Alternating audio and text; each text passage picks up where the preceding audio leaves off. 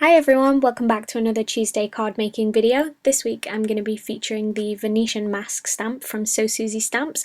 I love how kind of detailed and lacy and intricate that mask design is, and I wanted a way to add some colour to the kind of delicate detail, and I figured the best way to do that would be by using some distress inks. So I'm just smushing down a range of colours onto my craft mat.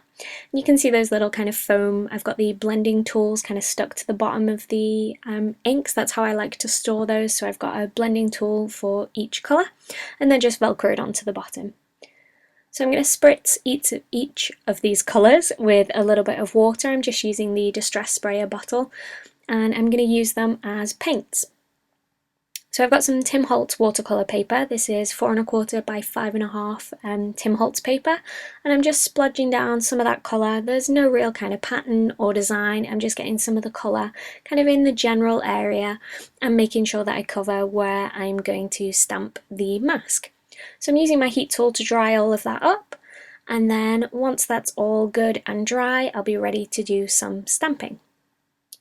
So I'm going to be placing the mask kind of in the centre of the card, and I'm just going to make sure it's perfectly dry by testing it with some embossing powder. I've got the Simon Says Stamp clear embossing powder, and I'm just going to sprinkle some of that onto the cardstock to see if any of that sticks, and if not, I know that we're good to go.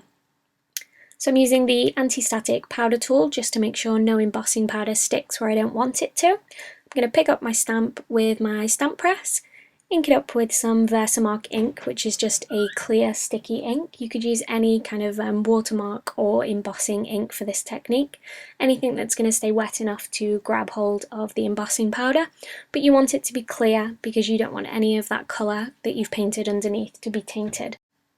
So making sure to apply some good even pressure all over that stamp to make sure all of that ink transfers. You can just about see it there. I'll sprinkle on the clear embossing powder to make sure that all of that sticks to the ink.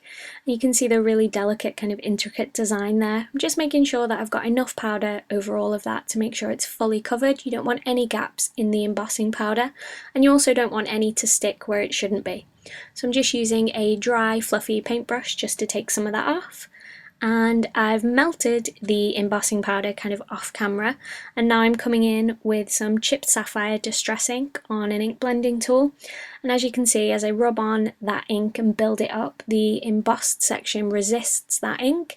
This is a technique that I've used in a couple of different videos, and I'll make sure to link below to some others where I've used background stamps to create a background.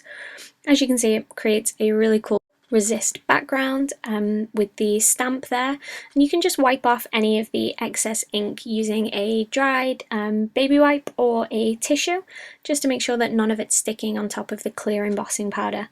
I love how fine the detail is within the kind of coloured stamp. You could colour the stamp with distress markers and then stamp it that way, but I think this gives you a much kind of crisper look. So there's a couple of areas where the powder, the clear embossing powder, got where I didn't want it to be, and I'm just colouring over those with a Sharpie. Because the Sharpie is a permanent marker, it will cover them and it will create a surface that will no longer resist the distress ink. So I can then put the black soot distress ink over the top and blend that all together.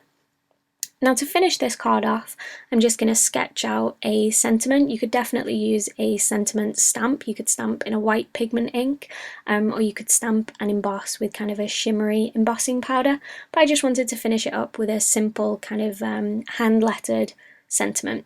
So please excuse my handwriting, it's definitely not the best, but I just thought it went really well with this card to finish it off.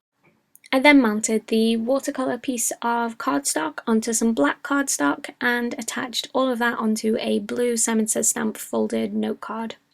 Thank you for watching. If you want to find more from me, search at Crafty Not Shifty on Twitter, Facebook, Instagram and Periscope.